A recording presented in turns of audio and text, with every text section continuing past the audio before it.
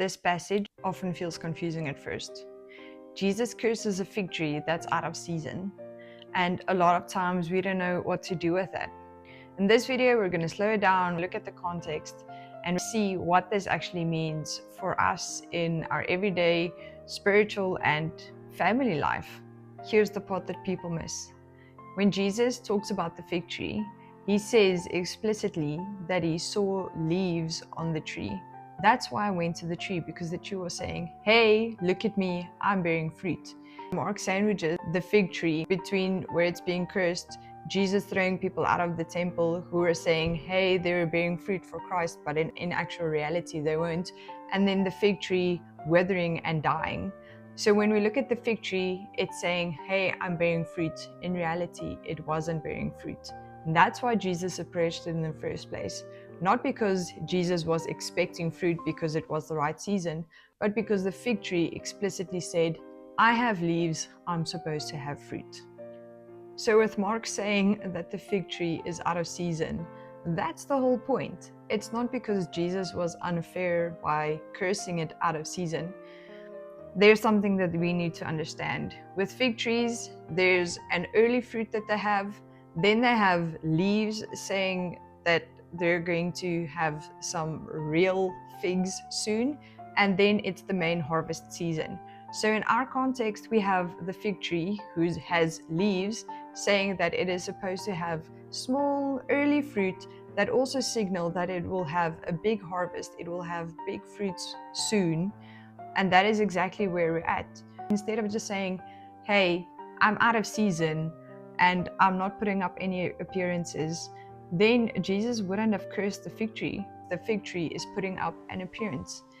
And it's very relevant for us, because if we put up an appearance and we say, but we're supposed to be bearing fruit for Christ and we aren't, this is exactly why it matters for us. Jesus doesn't expect us to bear fruit when it's not our season. Jesus doesn't expect us to bear fruit that doesn't fit with our type of tree.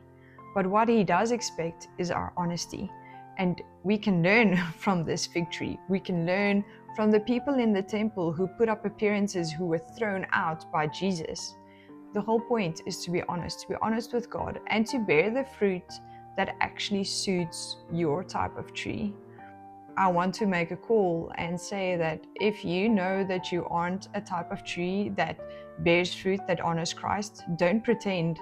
Don't make as if you can do this by yourself. For it is through faith that we are saved, by grace, not of ourselves. It is not our works, not all of our service in the temple that will get us saved and that will have our leaves become greener. That is not the point. The point is that we can bear fruit for Christ and to honor him, not to honor ourselves. He's longing for us to admit our dependence on God and God alone, not on our works, not on our leaves, but to be able to say that we are bearing the fruit of the Spirit, and in a way that is God-honoring, not a way that looks great from the outside, but a way that is actually nourishing to us and to the people around us. When we have confusing passages and we slow down and we ask God to reveal it to us, it actually becomes so clear, and there's a certain part of God's heart that we can see through this. And it's so beautiful and so encouraging. And so scripture isn't meant to confuse us, it's meant to form us. So Christ isn't calling for performance, but he's longing for honesty and obedience. There's such a great peace component knowing that it is not out of ourselves that we do this, but we are totally dependent on God.